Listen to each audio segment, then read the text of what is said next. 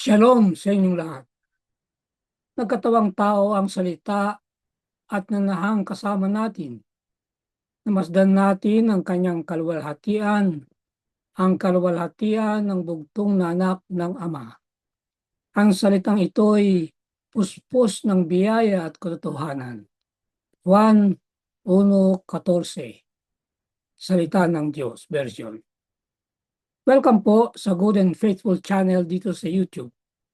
Dalayan kong maging pagpapala ito sa iyo tuwing ikaw ay magbubukas at manunod. Ang pangunahing mapapanood mo ay ang pagtatalakay ng lingguhang pag-aaral ng salita ng Diyos. Paminsan-minsan ay madadagdagan ito ng mga pag-aaral sa iba pang paksa tungkol sa pagiging katiwala ng Diyos. Gaano nakahihigit sa lahat si Kristo Jesus sa iyo? Pinagkaisa ang langit at lupa, si Kristo sa Filipos at Colosas. Bago tayo pumalaot ay manalangin muna tayo. Ipadaman niyo ang inyong kabutihan sa amin na inyong mga lingkod, upang patuloy kaming makasunod at makapamuhay ng ayon sa inyong salita. Buksan niyo ang aming isipan upang maunawaan namin ang kahangahangang katotohanan ng inyong kautusan. Amen. Pangwalong leksyon, ang kataas-taasan ni Kristo. Talatang sauluhin, Colosas 1:15 hanggang 17. Siya ang larawan ng Diyos na hindi nakikita, ang panganay sa lahat ng mga nilalang, sapagkat sa pamagitan niya nilalang ang lahat ng mga bagay sa langit at sa lupa, ang mga bagay na nakikita, ang mga bagay na hindi nakikita, maging mga trono o mga pagkapanginoon, maging mga pinuno o mga may kapangyarihan. Lahat ng mga bagay ay nilalang sa pamamagitan niya at para sa Kanya.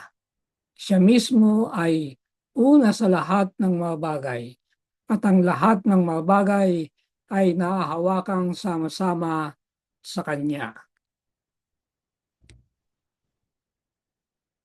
Nasa kay Jesus, sa katauhan ni Jesus, na siya ring Diyos na ating manlalalang, na mayroon tayong katubusan.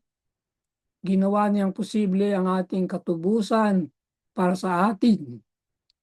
At sa pamagitan ng panampalataya sa Kanya, tayo'y inilipat mula sa kaharian ng kadiliman tungo sa kaharian ng Kanyang minamahal na anak. Ano ang kahulugan na si Jesus ay larawan ng di nakikitang Diyos? Gayon din ang panganay sa lahat ng nilalang. Colosas 1:15. Tatlong paghahati. Una, paghahayag sa Ama. Ikalawa, ano ang itsura ng larawan? Katlo, ang dahilan para sa larawan. Unang tatalakayin, larawan ng Diyos na hindi nakikita. Sa ikalawang pagkakahati ay tatlo ang tatalakayin: panganay sa lahat ng mga nilalang, ulo ng katawan, ang iglesia, ang pasimula at tagapasimula. At ang huling tatalakayin ay upang pagkasunduin ang lahat ng mga bagay.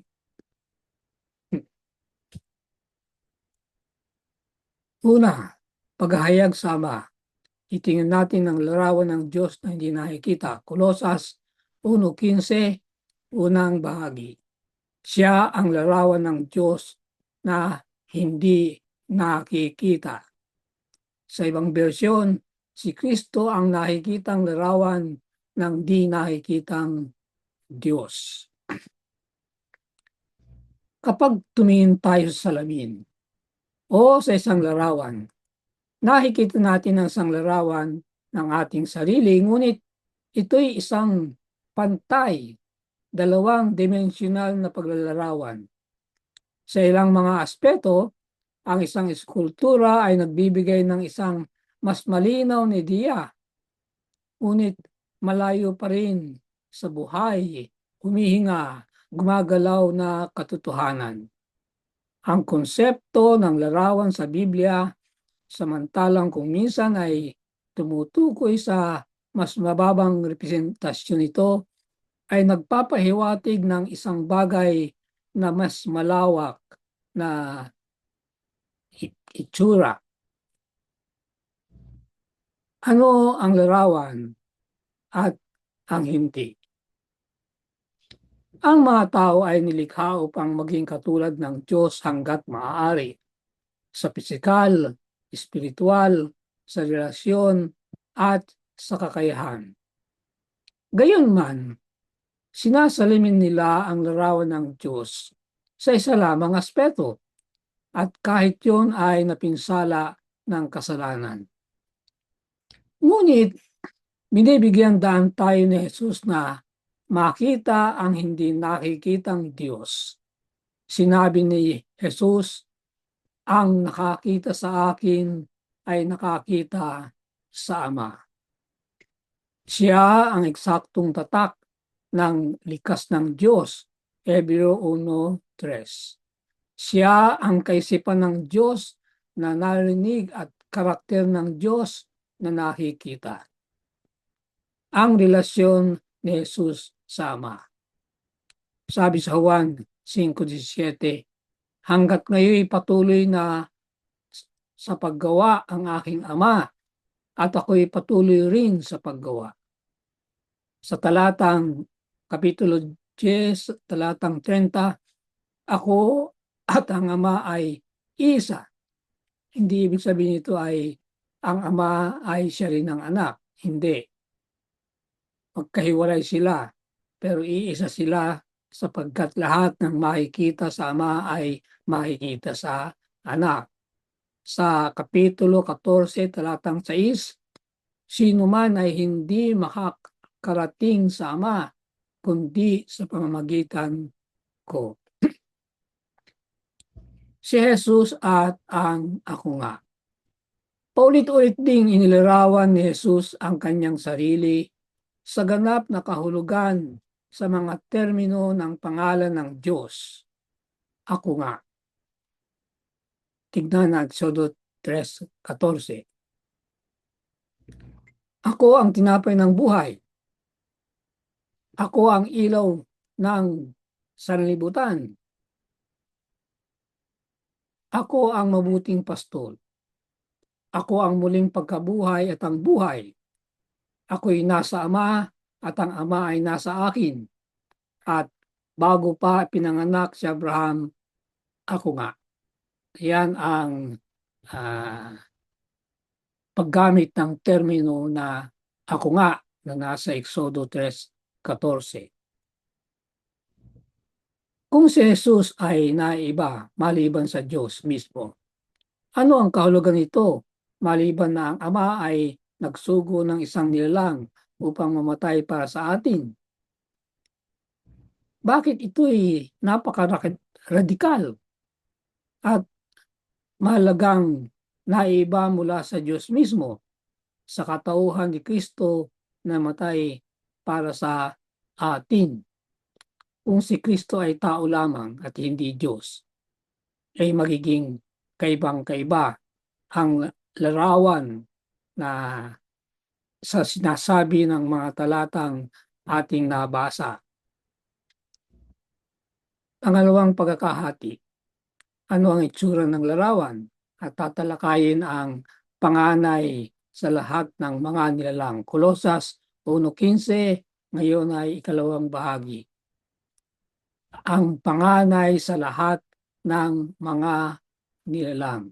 Sa ibang salin, Siya ay umiral bago pa nilikha ang anumang bagay at siya ang pinakamataas sa lahat ng nilikha. Ang kahulugan ng panganay. Sa bagong tipan, ang mga katagang panganay at unang ipinanganak ay halos laging tumutukoy kay Jesus, kabilang ang parehong mga paglilinaw sa Kolosas. Ngunit kahit na tumutukoy ito sa iba, hindi ito nangangahulugang ang unang ipinanganak ayon sa pagkakasunod-sunod. Ang konsepto ng Biblia tungkol sa panganay ay nagbibigay diin sa espesyal na relasyon ng isang anak sa kanyang ama, anuman ang pagkakasunod-sunod ng kapanganakan. Ibig sabihin, kahit na bunso o kahulihang pinanganak ay tinuturing na panganay dahilan sa malalim na relasyon niya sa kanyang ama. Gayon din, may pagkakataon na mas prominente ang mga nakababatang anak na lalaki gaya ni Isaac, ni Jacob, at si Jose. Si David, bagaman bunso sa 8 anak na lalaki ay pinahirang hari, 1 Samuel 16:3-13. At sa pamagitan ng salmista ay sinabi ng Diyos, gagawin ko siyang aking panganay, ang pinakamataas na hari sa lupa, awit 89:27. Sinabi rin niya kay Moises, ang Israel ay aking panganay na anak, Exodo 4:22. Sa ganitong kahulugan, kung gayon, ang terminong ito'y nangangahulugang una ayon sa pagka-prominente. Yun ang ibig sabihin ng panganay. Ang hindi kahulugan ng panganay. Buong linaw, hindi intensyon ni Pablo na imungkahing si Jesus ay ang unang nilalang. Sa katunayan, may katiyakang hindi niya isinama ang posibilidad na yun. 2 beses sa 2 magkaibang paraan, sinabi niya na nilikha ni Jesus ang lahat ng bagay. Ang mga ito'y nilikha sa pamamagitan niya at para sa kanya. Kolosas 1:16. Kaya hindi siya nilalang. Siya nga ang lumalang ng lahat ng mga bagay. Sa parehong mga kaso, si Jesus na ay ipinihiwatig bilang ang personal na ahente kung kanino sinagawa ng Diyos ang proseso ng pagkalikha. Ang pangingibabaw ni Jesus. Ang pahayag ni Pablo ay malawak ang saklaw hanggat maaari. Tingnan natin yan. Ang lahat ay nangangahulugang lahat. Espasyo, langit at lupa. Ontologikal, o ibig sabihin ay ayon sa pag-iral, nakikita at hindi nakikita. At ayon sa katungkulan, mga trono, mga nasasakupan, mga prinsipalidad, mga kapangyarihan. Ang mga huling mga termino ay karaniwang tumutukoy sa katauhan ng mga anghel. Para bang tinitiyak na hindi mapagkakamalan. Pinahiwatig din ni Pablo na si Jesus ay umiral na bago ang lahat ng mga bagay, Kolosas 1:17. Di ba? Katulad na banggit ko kanina, siya nga ang lumikha ng lahat ng mga bagay. Ang dregong pagpapahayag ay maaaring mga hulugang nangunguna sa ranggo, gayon din sa panahon. Ngunit sa lahat ng iba pang mga pagkakataon sa isinulat ni Pablo, tumutukoy ito sa panahon. Ang isa pang dahilan kung bakit si Jesus ay nangingibabaw ay dahil ang lahat ng mga bagay ay magkakasama sa Kanya. Kolosas 1:17. Ang Gregong sinistemi ay literal na nangangahulugang pagsasamahan o pagkaisahin. Si Jesus ang tagapagbuklod ng sansinukob, hindi lamang bilang manlalang kundi na rin bilang manunubos. Ang Diyos, ang manlalang, ay namatay dahil sa atin. Ano ang may dadagdag natin sa mga ating magawa doon? Siyempre wala. Pero bakit ba ang ideya na ang ating magawa ay maaaring makaragdag sa kung ano ang ginagawa ni Jesus para sa atin? Hindi ba yan ay kalapastanganan? Pangalawang pagtatalakay, ulo ng katawan ang iglesia. Kolosas 1:18. Siya ay ang ulo ng katawan, ang iglesia. Siya ang pasimula, ang panganay mula sa mga patay, upang siya ay maging pangunahin sa lahat ng mga bagay.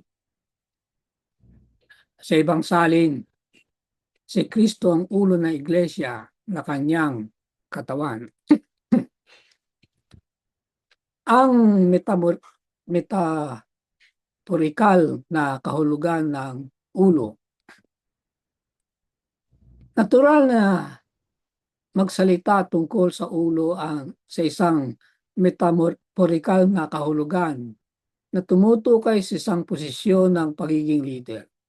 Tulad ng makikita sa hindi mabilang na mga wika sa buong mundo. Makikita natin ang katulad na paggamit sa buong luma at bagong tipan. Pansinin kung paano ginamit ang ulo sa mga sumusunod na mga talata. So tingnan natin ang halimbawa ng Biblia. Una, Exodo 18:25. Pumili si Moses ng malalaking may kakayahan sa buong Israel at ginawa silang mga pinuno ng bayan, mga pinuno ng libo-libo, ng daan-daan, ng mga 50 at ng 10. So dito, yung made them heads, no, ay mga pinuno yan. Ibig sabihin ng head ay pinuno sa talatang ito. Ikalawa, bilang 31:26, ang mga pinuno ng mga sambahayan ng mga magulang sa bawat sambahayan, ang pinakaulo ay yung pinakamatanda na ama. Kung buhay pa ang lolo, siya. Kung buhay pa ang kalululuhan, siya. Yung mga anak, may mga anak na rin, hindi sila ang heads of the father's household, hindi silang ulo. Ibig sabihin, ang ulo, ang pinakamataas talaga. Deuteronomio 28:13, gagawin ng Diyos ang Israel na ulo. Kaya numero 1, hindi buntot kung susundin nila siya. So ang ulo dito ay yung nangunguna. Isaiah 7:8, sapagkat ang pinuno ng Syria ay Damasco. Ang Damasco ay Kapitolyo. Kaya dito ang head ay Kapitolyo. Ang ulo ng Damasco ay si Rezin. Oseas 1:11, ang mga anak ni Huda at ang mga anak ni Israel magtatalaga para sa kanilang sarili ng isang pinuno, one head. No, pinuno sa Tagalog, no, one head. Alam natin ng Huda at ang Israel ay binubuo ang dalawang kaharian ng panahon yun. Kaya ang ulo dito ay yung kanilang piniling pinuno o hari. Micah 3:9, kayong mga pinuno ng sambahayan ni Jacob at mga pinuno ng sambahayan ni Israel. Nandun naman yung head na tinatranslate pa rin na ruler o pinuno. 1 Corinto 11:3, ang ulo ng bawat tao ay si Kristo. So malinaw na ang ulo sa mga talatang ito ay ang ibig sabihin ay ang pinuno. Ang iglesia bilang katawan. Sa gayon, si Kristo bilang ulo ng iglesia ay nagbibigay ng pamumuno, patnubay, at pagpapakain para sa pagkakaisa at paglago ng iglesia. Kung paano nga ang katawan ay hindi mabubuhay ng walang ulo. Kapag ang isang bahagi ng katawan ay nawala o nasugatan, ang buhay ay maaaring maging mas higit na mahirap. Kadalasan ay hindi natin kinikilala kung gaano kahalaga ang isang bagay hanggat mawala natin ito. Tama yun, di ba? Kung kailangan mong mawala ng isang paa o isang mata, ano ang pipiliin mo? Bakit ganito ang tanong? Kasi ito ay nagpapahiwatig sa atin tungkol sa kung gaano kahalaga ang bawat tao bilang membro ng iglesia. Pang isang kalib ng iglesia na wala, isang bahagi ng katawan ay nawawala. Pangatlong pagtatalakay, ang pasimula at tagapasimula. Kolosas 1:18. Siya ang ulo ng katawan, ang iglesia. Siya ang pasimula, ang panganay mula sa mga patay, upang siya ay maging pangunahin sa lahat ng mga bagay. Siya ang pasimula, ang kataas-taasan sa lahat ng bumangon mula sa mga patay. Kaya siya ang una sa lahat ng mga bagay. Yun ang sa ibang pagkakasalin. Koneksyon ng ulo at pasimula. Sa wikang Hebreo, ang salita para sa ulo, ros, at ang pasimula, resit, ay magkaugnay. Ang unang halimbawa ng huling salita sa kasulatan ay nasa Henesis 1:1. Sa pasimula, resit, nilikha ng Diyos ang langit at ang lupa. Si Jesus ang ulo ng sangkatauhan at ng iglesia. Hindi lamang dahil sa pagkakatawang tao, kundi dahil rin din sa siya ay ang manlalalang. Sa Grego, ang salitang pasimula, arche, ay may malawak na hulugan. Dito ang pasimula ay tumutukoy kay Jesus bilang pinagmulan o tagapagsimula ng iglesia, Kolosas 1:18. At sa makatwid, ang ulo dito, tulad ng siya ang pasimula o tagapagpasimula ng paglalang. Si Jesus ang tagapagsimula. Si Jesus ay hindi lamang ang nagpasimula sa mga tuntunin ng paglalang at ng iglesia. Siya rin sa pamagitan ng kanyang muling pagkabuhay mula sa mga batay, Roma 6:4, ang nagpasimula ng bagong paglalang. Dahil ang kabayaran ng kasalanan ay kamatayan, ang kanyang tagumpay sa kamatayan ay nagpapakita rin ng kanyang tagumpay sa kasalanan at ang kanyang kapangyarihang muling likhain tayo ayon sa kanyang wangis. Yung muling recreation ay muling pagkalikha ay sa ating muling pagkabuhayan sa ikalawang pagparito. Ipinapakita ng lahat ng ito kung bakit siya ang panganay na mula sa mga patay. Sa kanya ang nakatataas na muling pagkabuhay, bagaman hindi ang una. Si Moses kasi ang una na namatay at nabuhay. resurrected. Kaya naman nagkaroon ng pagtatalo sa diablo tungkol sa kanyang katawan. At tinatingin sa Judas 9. Kung wala ang muling pagkabuhay ni Kristo, walang ibang may babangon mula sa mga patay. Mga dahilan sa kanyang pangingibabaw. Una, siya ang perpektong pagpapakita ng di nakikitang Diyos. Paano perpekto? Kasi parehong-pareho sila eh. Magkamukhang magkamukha sa lahat ng bagay. Ikalawa, siya ang kinatawan kung kanino nilikha ang lahat ng mga bagay. Ikatlo, siya umiral na bago ang lahat ng mga bagay at ang lahat ng mga bagay ay pinagsama-sama sa kanya. Apat, siya ang ulo ng iglesia na siyang kanyang katawan. Ikalima, siya ang nagpasimula ng paglalang at muling paglalang.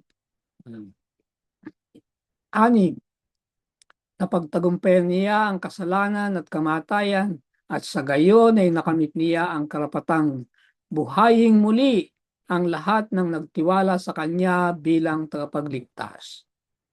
At kahulihan, si Jesus ay laging umiiral. Ngunit ngayon, sa bisa ng lahat ng ito, siya ay nagkaroon ng pangingibabaw bilang ulo ng sangkatauhan at ulo ng iglesia. Ang malaking tanong sa dulo ng leksyong ito ay, ano ang dapat mong baguhin upang mas maranasan mo ang kahigitan ni Kristo sa sarili mong buhay? Pangatlong pagkakahati, ang dahilan para sa larawan at tatalakayin upang pagkasunduin lahat ng mga bagay. Kolosas 1:19-20. Sapagkat minagaling na ang buong kapuspusan ay manirahan sa Kanya. At sa pamamagitan niya ay pagkasunduin ng Diyos ang Kanyang sarili ang lahat ng mga bagay sa lupa man o sa langit na ginagawa ang kapayapaan sa pamamagitan ng dugo ng Kanyang krus. Ang kapunuan ni Jesus.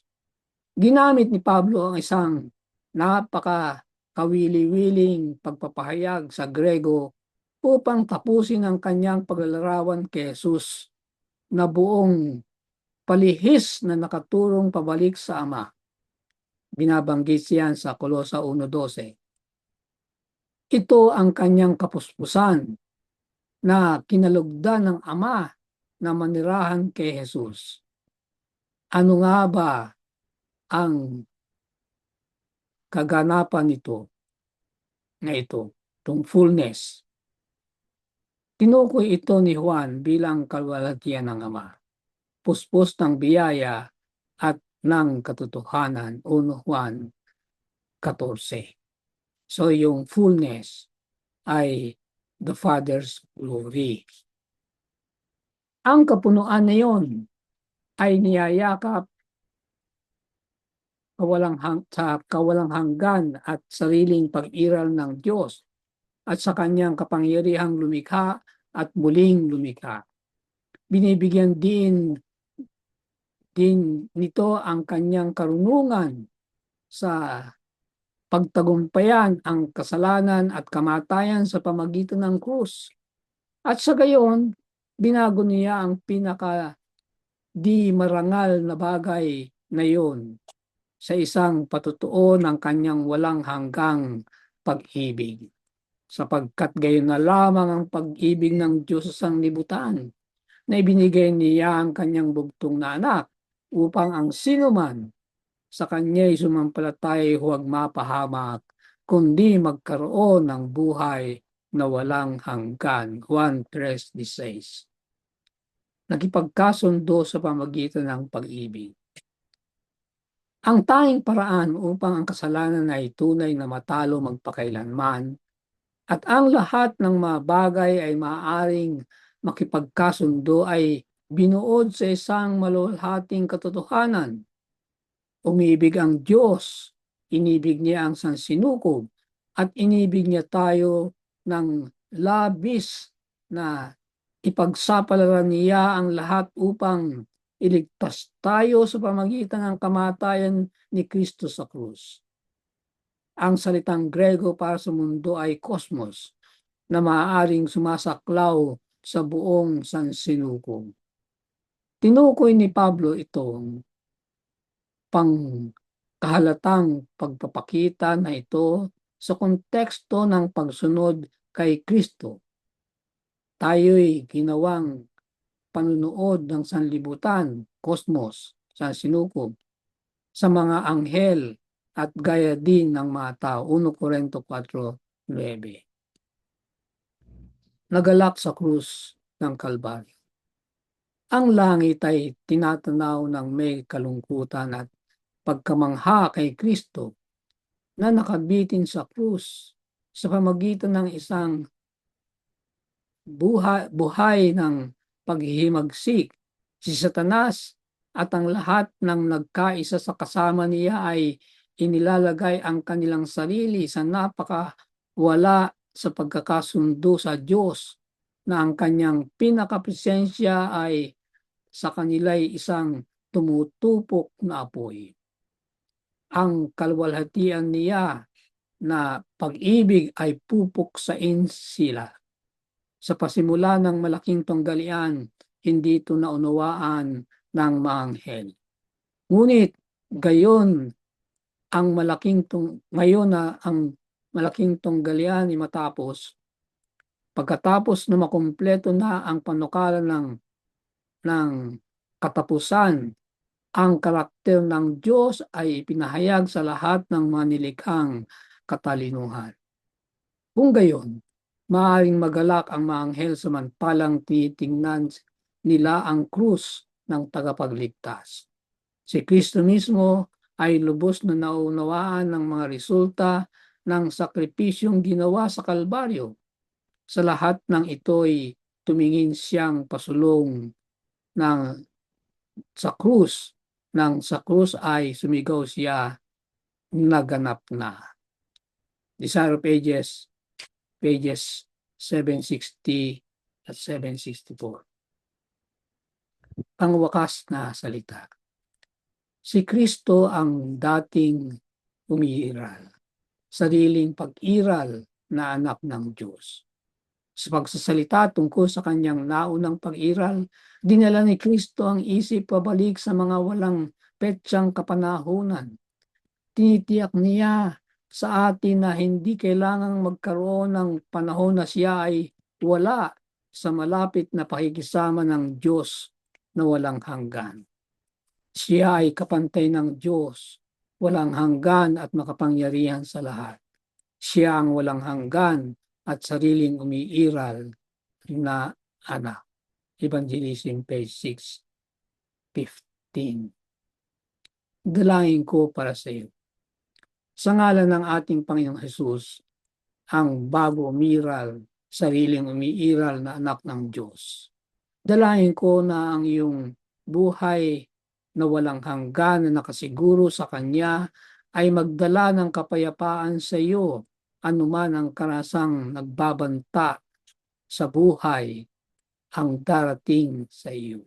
Amen. Sumayin niyo ang Good and Faithful channel dito sa YouTube. Ako'y patuloy na nagpapasalamat sa mga taong tumutulong na makarating ito sa kaalaman ng marami pa. Pagpalain nawa sila ng Diyos. Malaki ang iyong magiging bahagi sa ministeryong ito kung ikaw ay magsusubscribe kung hindi pa. At kung maging pagpapala ito sa iyo ay mag-share at mag-like. I-click na rin ang notification bell upang kaagad na malaman mo kapag may bagong video. Ang PowerPoint presentation ay makukuha rin kapag hiningi sa aking messenger account. Thank you. Maraming salamat. Magkita tayo sa susunod na linggo.